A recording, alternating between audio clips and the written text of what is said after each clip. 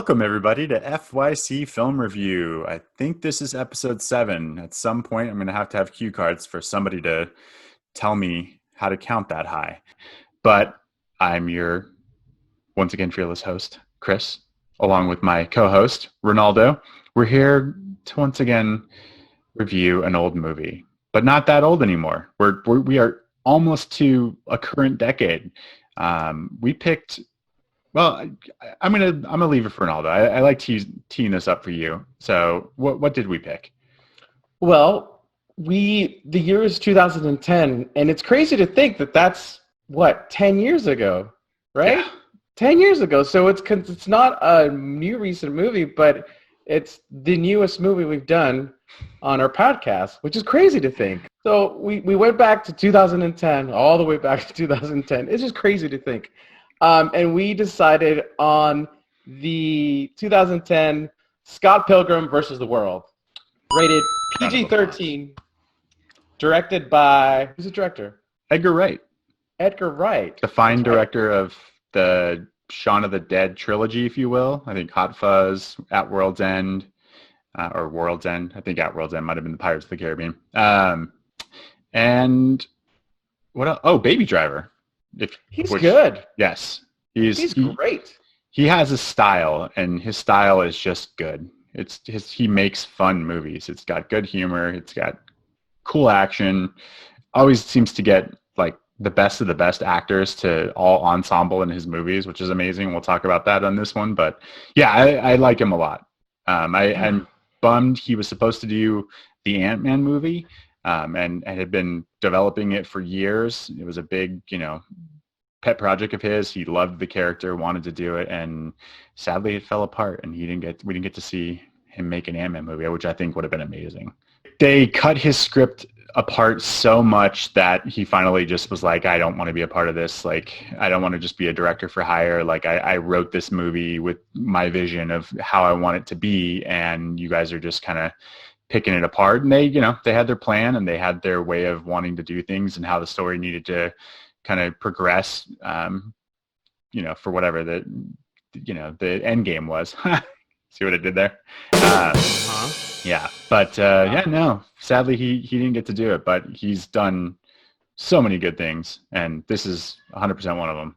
Absolutely. Yeah. I wow, that's a fun fact. I didn't know he was supposed to do Ant-Man. It would have been fun to see that type of that vision for Ant-Man. Oh, Ant-Man was still good. I enjoyed it. It was pretty good. Yeah. But for him to do Ant-Man, just to kind of know his style, his quick cuts, and his vision, that'd have been great. It's too bad we didn't get to see it then. Yeah, he's got good. He's a like a rarity. I feel like where he's able to balance good comedic timing with action, and it doesn't feel forced, and it I love this guy. I can't wait to see what he does next, because Baby Driver was phenomenal, and I can't believe this movie was 10 years old. I could have swore I was like, I was like 13, 14. I was guessing in my head before I put it on, and then I'm like, wait, 10? Wow. Okay. Yeah, 2010 with a runtime of 1 hour and 52 minutes, so just under 2 hours. Another which is how we like our movies here at FYC, under 2 hours. Just thing of beauty. Yeah. Good editing, constant action, moving from scene to scene. The first note I actually put down was everyone is in this movie. Like, I mean, just everybody. There are so many people in this film that every scene you're kind of just remembering or waiting for, who's going to be next. And there were actually quite a few that I'd forgotten. I think probably 10 years ago, they weren't all that big of names, but they've kind of become big names now. Yeah, it was a good cast. A lot of young people at the time. They were young. Not that they're old or anything, but yeah, I mean, even just the intro, you saw Anna Kendrick, Chris Evans, Brandon Ruth. Is it Ruth or Ralph? Ralph. What's his name? Jason Schwartzman. Schwartz? What is Schwartzman, right? Yeah. Yeah. And I'm sure I'm missing other people, but Kieran Culkin was in it too. So Brie Larson was in it, so I'm sure I'm forgetting other people. But yeah, it was a good cast. It was crazy. Just when I watched the intro, all these names were popping up, and I'm like, oh yeah, there's all these people in this movie. We got 2 Avengers in this movie. So we got a Superman in this movie. I actually kind of commented that was like, he fights Superman and Captain America. Yeah. Yeah. How badass. I guess at that time, no, he was already Cap. I was like, Human Torch too. He was, he's fought them all. Well, technically, he didn't fight Captain America. His stunt doubles fought him, sort of, most like. But we will get into that later. That's right. Yeah. He how did he? Yeah. I guess tricked him into losing. He had like 10 stunt doubles fighting him, and then he tricked. Yeah, whatever. We'll get into that. This is like this. It's just like a music video game extravaganza. Like it's hard to describe this movie. My wife fell asleep, and when she woke up, I was like, "Oh, you fell asleep?" She's like, "Yeah, it's stupid." So I fell asleep, and I was like, "Oh, the nerd in me hurts so bad." So mine watched it too, and she thought it was okay. But I think in order to really watch this movie, you kind of and I'm not trying to put people in a box here, and this is just my opinion, is that I think you kind of have to be or have been or know a little bit about gaming. Mm-hmm. Right? That's part of it. You have to enjoy comedies, and you kind of have to be in that mindset. I could be wrong. I hope, somebody prove me wrong. Tell me you're not a gamer and you enjoy this movie, because I hope I'm wrong. But I was a gamer. You were a gamer. Maybe are you still a gamer? Yeah, here and there. Not nearly like I used to be, but yeah. Yeah. And you hear, one of the obvious themes you hear is Zelda. Mm-hmm. Right? You hear Zelda, and I think it's from A Link from the Past. Yep. And then you also hear the fairy music, and it's really neat, and the visuals, it's a treat for the eyes, and I love it. I love his style. I love this director's style, and it's so good. Even the intro, the beginning with the Universal logo as 8-bit, you kind of just smile and be like, oh, that's kind of neat, Yeah. Like this whole movie, you just smile and chuckle and like, oh, that's cool. That's cool. It's kind of like that. Yeah. So, have you read the comics at all? I haven't. No, okay. No, I have not read the comics. And I haven't either. I've perused. I remember when the movie came out, I was like, oh, you want to know about it. So you do a little, and I just looked at some stuff online. Obviously it's my background, and I'm looking forward to reading it, but I have a feeling it was, I've read that it's nothing but true to the comics, but I think it's just got that Edgar Wright like spin on it, where it's just the little things like you said, the Zelda music, the Gideon's logo is the Triforce from Zelda, just tilted upside down instead of right side up. It's the Sonic coins when he beats different characters. It's all those little nods are very detail oriented to somebody who absolutely grew up in this gaming environment. So I read somewhere where the director Edgar Wright actually had to contact Nintendo because he really wanted to use the Zelda theme music, and he put it in there. So he was kind of true to that. Like you said, you also have like the level up, the 1-up when he gets get a life or get a new life, and that's just neat. All the doors. There's several door scenes where they open the doors and they travel, right? That's a nod to Super Mario and the pipes, right? Oh, yeah. So it's neat. There's all these little references that you pick up on, and again, you kind of have to remember those things or be a bit of a gamer to really understand that. Yeah, and that definitely makes sense. There's so many little Easter eggs in this movie that it's one of those movies that you want to keep on watching. And it's funny that you mentioned feeling like you kind of need to be a gamer, because this movie bombed. They spent close to $80 million on it, and it only made back 40. Oh, so half only? Huh? Yeah, only half, and that's incredible. They weren't able to really market it overseas, which kind of surprised me. Maybe the concept was just too far out there, but that's what I feel like is so special about it, is because in trying to explain this, it's kind of a love story, but kind of a love story to also like to gaming. And I really love the performances in this movie. I can't wait to talk about some of the people that who my favorite characters were, and really what picking someone like Michael Cera does to be your protagonist. Yeah. Well, I mean, the director, I read the director, Edgar, he only wanted Michael Cera. That was his main guy after seeing Arrested Development, and he goes, that's the only guy I want for my movie. And man, what a great cast, because without Michael Cera, I don't know if you make this movie.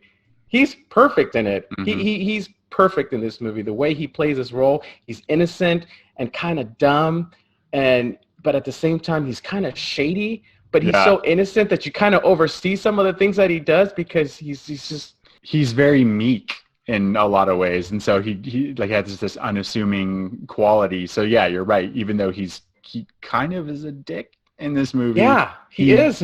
You still end up rooting for him for some reason. You're like, well, this is the main character, and like these are just a flaw. And they obviously later use that as a story arc, which works out beautifully. Like I love the way they allow him to kind of develop throughout this movie. The visual effects are phenomenal. The sound effects are phenomenal. This is one of those where it's just it's so tantalizing to hear all the different things with them. With also the music alone, could just I've listened to the soundtrack a few times through and just love it. For some reason, it invokes the like remembering the scenes, and I just the Sex Bomb stuff. It's like teenage angst, and I love it. I don't know how to describe it either. It's like garage band music sprinkled in with techno and video game. It's cool. Yeah. It's neat. It's just neat. And I don't think we've ever seen a movie like this before, ever. I mean, you got your normal, video game movies. Like you got Street Fighter, Mortal Kombat, Super Mario, which is awful, by the way. But I don't think we've ever seen anything like this. And that's, again, like you said, it speaks to the vision of this director, Edgar Wright, which is great. Yeah, one of my favorite scenes, and maybe if we want to wait on favorite scenes, I'll hold it. But talking about the music, loved Brie Larson's performance of it's a Metric song.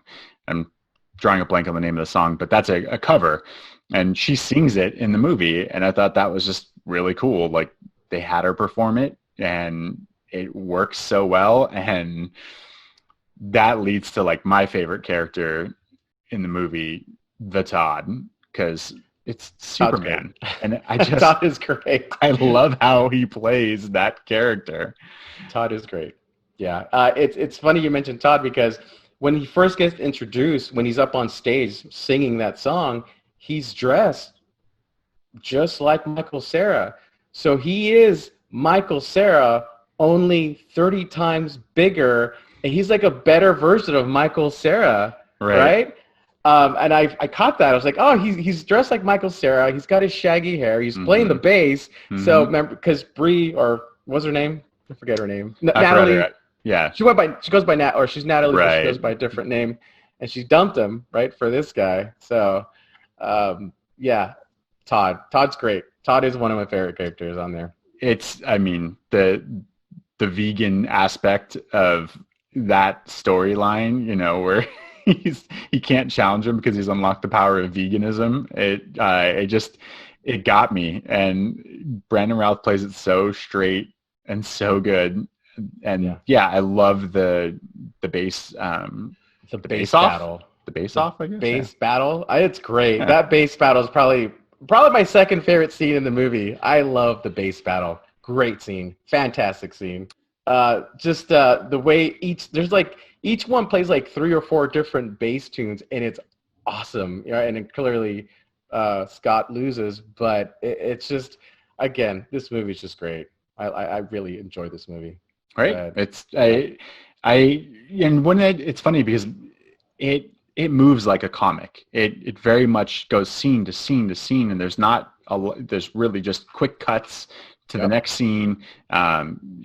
He uses so many different tricks to move the story along, but I love the comedy behind, bringing like the vegan police, Thomas Jane showing up with Clifton Collins Jr. as the vegan police, just Yeah. to, you know, take his vegan card because he's 3 strikes. You know, they call out exactly like the times that he did it. He's like, "What? That's not vegan?" And just I love that scene so much, and it's, you know, just from start to finish with that, because you get Brie Larson's performance, and then you wrap up with the, you know, the vegan police. That's hands down just my favorite part in the movie. Okay. Yeah, no, it's a great scene. I love Todd. Todd's great. Great. Where is Brandon Routh these days? That guy should be acting. He's good. I like him a lot. He's still on a CW show playing a different superhero now in the DC world, the Atom. So Okay. show's been on for like 5+ years. So he's doing all right. I like him. I really think, he needs to be in more movies because he's great. Yeah. The way he played his character. I like the way Todd played his character better than what's Chris Evans' character? Oh, Something yeah. Lee? Yeah, Lance Lee or Lee Lance. I don't know, something goofy like that. Yeah. The skateboarder? Yeah.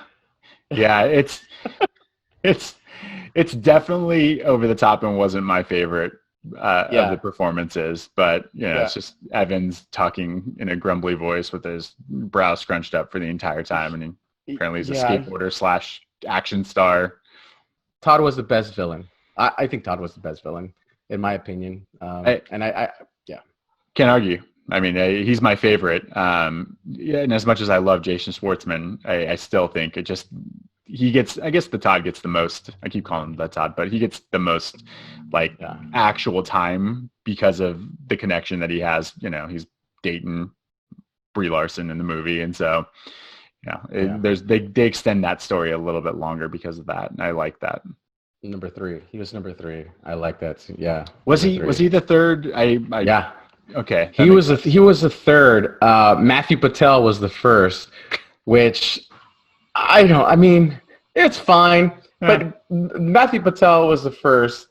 He was like an Indian guy character, and when he floated up, he did like a Bollywood type dance with the zombie cheerleaders. Yeah. But there was one funny moment in that scene where I don't know if it was Kieran Culkin, who was Fuller in Home Alone, by the way. He goes, "Is he a pirate?" And somebody goes, "Is he supposed to be a pirate?" And Michael Cera turns to him and he goes, "Are you a pirate?" I just thought that was funny. It was simple. It was good. He goes, "Are you a pirate?" Which, by the way, Michael Cera has so many good lines in this. Yes. So many good lines. Like the garlic bread line. When they're eating garlic bread in his apartment, he's making garlic bread. And he tells Ramona, "I could eat garlic bread every day." And she goes, "Well, you know that'll make you fat." He goes, "What?" He goes, "Bread will make you fat." He goes, "Bread will make you fat?" It's just so stupid. It's good. Yeah, and I see why now that there's that Edgar Wright, you know, only chose him because Michael Cera had that timing in Arrested Development. This is almost his character just, you know, living an alternate life. It's Michael Cera. Like it absolutely is his timing of those lines that make them funny, because you just say it and you're like, "Oh, okay, yeah." But his inflection, there's sometimes where he like mumbles something under his voice when he's upset about something. When he orders 2 drinks, like, "I thought you were drinking," like, and he's, you know, just pounding him back. He's so good in this. And so is Kieran Culkin, actually. I just started watching oh my God, there's an HBO show called Succession, and he's on it, and he's amazing. And I don't know why that guy, you know, isn't acting all the time, because I love him in this. And I love that as the movie progresses, the men in his bed keeps multiplying. Like every time they're back in the apartment, it starts with like just him and Scott. And then by the end of it, there's like 3 other guys in his bed. That's right. Yeah. Goody Stills, Michael or Anna Kendrick's boyfriend at one point. I mean, he's a good, you know, side character to he's a good side character. Yeah. And he cared about Pilgrim, sort of. What did you think about Knives Chow?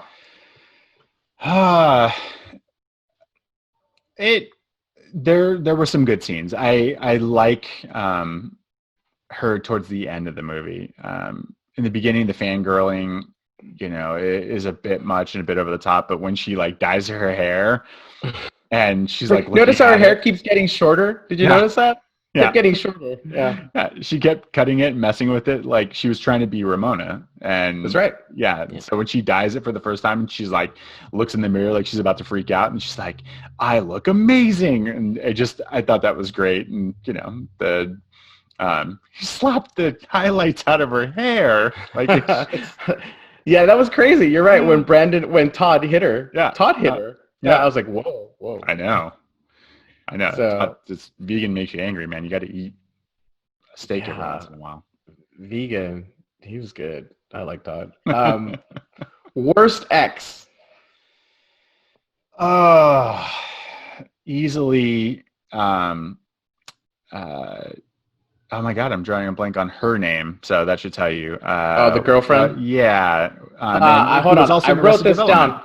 Roxy Ritchie. Is it Roxy Ritchie? There's a lot of alliteration in names. Like Kieran Culkin's character also is like 2 W's, and I should have wrote all the names down. But yeah, Roxy was my least favorite. It was just like this aggro over the top, and she sadly delivered my least favorite line in the movie. Oh, we're going there? You want to go there now? I mean, since we're bringing her up, yeah, is when she says, I'm a little bi-furious. I was just like, it just felt forced. It just felt forced. Couldn't do it.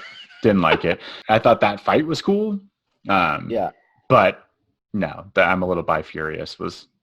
It didn't work for you? No. Well, I completely agree with you with her fight scene. I really like the fight scene, the way that Ramona drew her Harley Quinn hammer and Roxy had her cable, her scorpion cable, get over here, cable.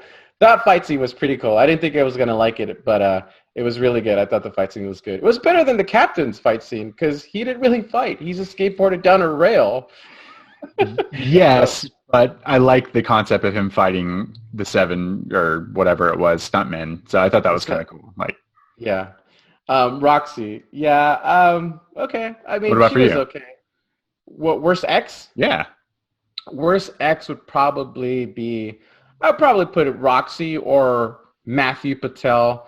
But because Matthew Patel was the first guy, Sure. right? It had him in Pilgrim. He had the versus sign in between, so it was almost like a Street Fighter match.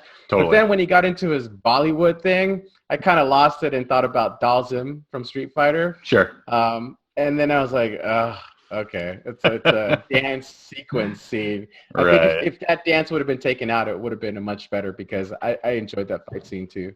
Yeah, So, that guy was just a little over the top, and he didn't really have a lot to work with. It was kind of like, yep, this is the first one, so.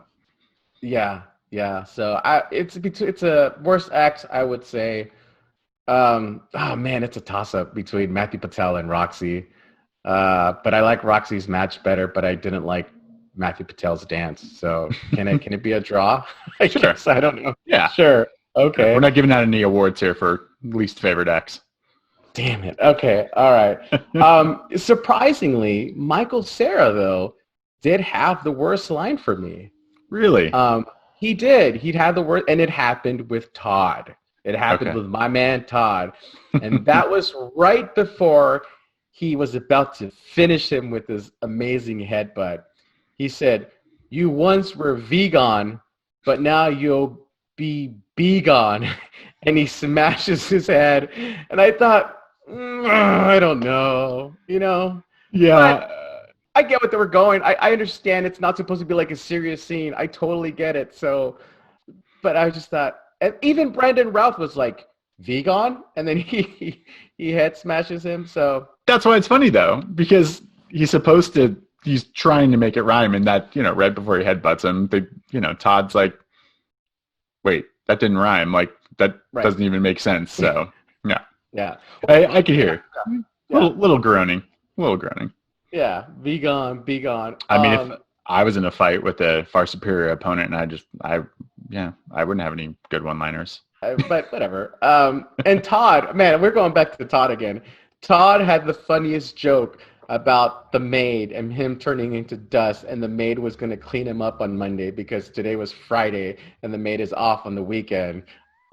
That was hilarious. That was, I'm telling you, Brandon Routh, if you're out there, please make more comedies. Man, I don't know where he's at, but please come back, make some comedies. You're so funny. To me, you're funny. Yeah, no, he's. I think he's good. I don't know. I feel like he did Superman and it didn't do well, and after that, people are like, "Well, forget it. Like you're never going to be known for anything other than a bad Superman." So, which I don't think he was. I thought he was great. I liked it, but yeah, yeah, that scene's hilarious because they confuse him and he can't figure out like, wait, is it like what day is today? When that's Monday, right? Like he's just so lost. Yeah. That was good. Tell to the cleaning lady on Monday. Michael Cera goes, "What's to do with Friday?" He goes, "Well, today is Friday, and the cleaning lady has Monday or the weekends off, so she'll come on Monday." Dude, I was laughing. That was so good. That was great. That was really good. And I mean, again, that's just I understand what they were going with Michael Cera's awful line that I hated, but that's not really taking away much from this movie. He's got a really great lines. Another one was when he tells Ramona that he's in love with her, but he says, "I'm in lesbian with you." It's hilarious. It's funny the way he delivers the lines. It's so good. Yeah, and the scene he has with Kieran Culkin in their apartment where he's like, "You got to give her the L word," and he does it, that first time, like lesbian. He's like, "No, the other L word." He's like, "Lesbians." Yeah, yeah. He's good. It is good, and that like was one of those things they played in the preview, and I remember thinking, oh man, this is gonna be super funny, and like it just doesn't get old. It just, the jokes still are funny. I could gush about this movie for a while. It has so many good moments, so many good lines. You still haven't mentioned what your favorite scene was though. Okay, favorite scene. My favorite scene was the Katayanagi twins. That scene was epic. Just seeing those two DJs, it was amp versus amp, and they had a wall of amps. And then you got Scott Pilgrim and his band, right? Kim is hilarious, by the way, and the guitar player, and they're all scared. And just the song start. It goes dun dun dun dun dun dun dun dun dun dun dun dun dun, and it goes, "This is the beginning of the song." It's hilarious. And then you got the twins turning up their DJ table and the volume, and it just blasts them, and then they get back up, and then you got the two visuals of the dragon, and I don't know what the other thing was, if it was a gorilla. Yeah, it looks like an ape or something. Yeah, but just that whole battle scene was epic, phenomenal scene. Yeah, I forgot about that. And when that came on, yeah, I mean, the bass line to start that, and you have, I just put sound monsters, an exclamation point. I was just like, yes, the music coming out is turned into these electronic monsters fighting out above the crowd. It is so good. It's awesome. So good. Is that the scene you mentioned watching over and over on YouTube? Oh yeah, that's just one of the scenes that I YouTube, and it's like, that's just a great scene. Sure. It's just an awesome scene because, watching it last night, you can't help but be like, yeah, you start tapping your feet and shaking your head. And when a movie can do that to you, it's like, okay, there's something special about this movie. That it's just a great scene, overall great scene, hands down. And I really like the way Michael Cera plays his bass. He looks so cool playing the bass. So great scene, overall. Makes you want to pick one up and just start slamming it, like, yeah. There's a lot of energy in their scenes, whether from the music or the performances. It just, you get amped for a lot of this movie. It doesn't really let you, kind of rest. And in between that, it's just great comedy between some awesome actors. I absolutely love it. It's hard to find faults in this, even picking like who your least favorite ex is, or even a worse line, which are hard to find. Yeah, it's hard. It's a movie that just kind of makes you smile and kind of like you're totally into it. And I don't think there really is many bad scenes in it. The visuals and the vision is just great. It's great. I mean, it's not like, I don't know if it won any awards or not, but the visuals are something we've never seen before. At least I've never seen before, and I love it. I love it because of that. Yeah, I don't know if you caught this. So when he, dies and then gets his extra life and he goes back through it again, and as he's entering the club to fight Gideon again, there's a guy at the bar who's like says something about basically that the comic book is going to be better than the movie. And like I don't know, and I was going to try to find some research to see if it was the actual comic book creator, but they basically like get somebody saying that the comic book's better than the movie in this movie, which I thought was just, it's so awesome. Yeah, that's cool. No, that's neat. No, I read somewhere that the original ending was going to have Scott Pilgrim end up with Knives Chow. And they changed it because they realized, hey, this guy's been fighting this whole movie for Ramona. And for him to end up with Knives Chow, it just kind of, I don't know. His whole journey's been about fighting for her, and he doesn't end up with her. So, right. She's going to have a Knives Chow. Okay. I don't know if you caught it in the ending when he says, when it seems like he's going to end up with knives, but he doesn't. When he says goodbye to her, he says, "Chow knives," as in chow. Yeah. Okay. Man. So, yeah. It's cute. Yeah. It's funny because we talked about, the runtime being perfect, and right when he's supposed to fight, how do they his doppelganger, his evil doppelganger? They had it was Evil X Zero. He was Zero. Yeah. Was it Zero? I forgot what they called him. Nega Scott. Nega Scott was what they called him. That's right, Nega Scott. Nega with an N. So I right at that point, I was like, oh man, there's going to be another battle. I actually forgot that they just cut away and they don't even battle, and they just walk out, and they're like, oh yeah, we just talked. He's a cool dude. We're going to get lunch later. Like, it's just, and it's so good because you think like there's more coming, but you're like, oh wait, okay, then we're wrapping it up. Yeah, he knows when to end it, where some people don't. Yes. We know how to end things here. We typically do it with a rating, and then we wrap up and say goodnight. That's right. We do. I think that there's not really another choice. We went around a little bit to decide what the rating system was going to be here on this one, but is there anything else but Evil X's? I think we need to go with Evil X's. It's just right. It feels right. It feels right. And if there's a Todd out there, come back, Todd. We'll do an Evil X for Todd. I would love to see more Todd. Let Todd have his own little, movie. I agree. I agree. I feel like we need to sign a petition for Brandon Routh and be like, hey, this guy's great. Why are people hiring him? He's great. Yeah. So Brandon Routh, please watch this podcast. Come back. Big fans. Yeah. I might have to be Todd for Halloween. If I could shave the beard, I'd be Todd for Halloween. That'd be fun. There you go. All right. So I'm going to admit I'm changing my score. Based on what? Based on our conversation just talking about this, just seeing your background, just thinking about the music and how much like I probably will, watch that monster scene again, with headphones on and just really immerse, and sometimes you're watching at home and, you're trying not to play it too loud, and I like the movie theater experience. And so thinking about that and wanting to do that, like as soon as we finish this, just it raised it another notch, and I was already at a 4.5, but I'm gonna give it 5 Evil X's. Holy smokes, you just gave your first five Evil X's to this movie. I can't think of a reason why I wouldn't. All the stuff that we've talked about before, runtime, the actors that are in it, the music, the visual effects, the comedy, the romance. There's just the love of gaming. It's just it's a perfect film for me, and I love Edgar Wright. And I think he's a phenomenal director, and man, it gives me chills thinking about it. It's so fun. It's such a good movie.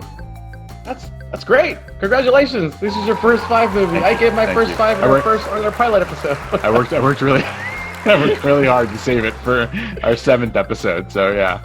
That's awesome. That's great. I'm so happy. Okay, great. So 5 Evil X's for you. That's fantastic. I didn't even think I had that many in my life. Well, we won't even go there. All right. So for me, my rating, how many X's will I give this? It's funny, like yourself, just hearing us talk about this, I'm changing my rating and I'm going to go up. But it's not a 5. It's not a 5. It's not a 5. I really like this movie. I've said it again and again. The vision that this director has is phenomenal. Unlike something I've never seen before in a movie, and the quick cuts, the witty talk, and it's great. It's a treat for the eyes. And like I said, I don't know if you kind of have to know a little bit about gaming and really appreciate that world to really fully get this movie or appreciate it. But I liked it. I loved it. I loved I loved the dialogues, the characters, and it's kind of a self-discovery for Scott Pilgrim, because if you notice at the end, it isn't until he really comes out with the truth and he's true to himself. He hears the sort of self-respect. Mm-hmm. Do you remember that? Yeah. And it isn't until then that he can defeat the evil boss. Right? So he kind of has to deal with his own personal demons before he can actually go out and deal with what he needs to deal with. Exactly. So you got to think about it like that. Overall, great movie. I'm going to give it 4 evil X's for me. Originally, it was going to be 3.5, and I feel bad for thinking that. But again, just talking about this, it's great. 4 evil X's, and I recommend it. I really do. I really recommend this movie. It's such a good movie. Solid score. Yeah, I would hope that people would still give it a shot, regardless of, having that gaming background. Just like you said, for the comedy alone, for the music, for the visual effects, for you don't need to catch all the Easter eggs, but there's a lot of fun happening in this movie, and there's a lot of fun to be had, when you watch it. And so I would challenge those who haven't seen this because they're like, oh, this looks weird. It is. It is, but weird. It's weird in the most fantastic way. Yeah, it is. Edgar Wright, great director. Just great movie, great visuals. Recommended. Go watch it. Let us know what you think. Exactly. Well, this was a blast. I'm glad that we chose something kind of new. I was perusing, best films of the last decade, and this was one that kind of popped up and felt right. It's fun. I had a blast. Good pick. We have some scary movies coming with Halloween on its way. We will be doing A Nightmare on Elm Street, the OG Nightmare on Elm Street. So we're going way back in the 80s again. But I'm actually excited about this one too, because I can't remember the last time I saw it, and of all the nightmares, the original one obviously is to me the most scary. So I'm looking forward to this. Right, it was scary when we watched it, but we'll see how it holds up. Yeah, we'll see. I've got faith. Who likes their nightmares messed with? So yeah, I have faith that it's Halloween, and I'll make sure to watch it, late at night in the dark, and probably have nightmares. We'll probably just fall asleep if we watch it late at night. So we should watch it before, like, around 8 o'clock. Perfect. Yeah. Before bedtime. Yeah. So there. Well, we appreciate everybody tuning in. Hopefully you caught up. If you haven't, go back. We're quickly racking up a great library of old films. Appreciate everybody that's been commenting and interacting with us online. It's been a blast. I like that people are going back and watching movies that they haven't seen in a really, really long time to revisit whether it was good or bad. And yeah, we're FYC Film Review. I've been Chris, and this is Rinaldo, and we will see you next week. See you guys later.